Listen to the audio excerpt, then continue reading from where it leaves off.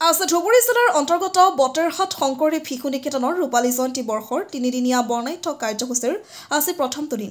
আজি ৰাতিপুৱাৰে পৰা বহুতো কাৰ্যসূচীৰে আৰম্ভ কৰে আজিৰ দিনজোৰা কাৰ্যসূচী, যেনে স্বচ্ছতা পতাকা উত্তোলন, বৃক্ষৰোপণ আদি। আজিৰ এই বৃক্ষৰোপণ কাৰ্যসূচীত গ্ৰীণ আৰ্ট অৰ্গেনাইজেশ্যনৰ তৰফৰ পৰা নাহৰ, কৃষ্ণচূড়া, নিমকে আদি কৰি 25 জোপা মূল্যৱান বৃক্ষৰোপণ কৰা হয়।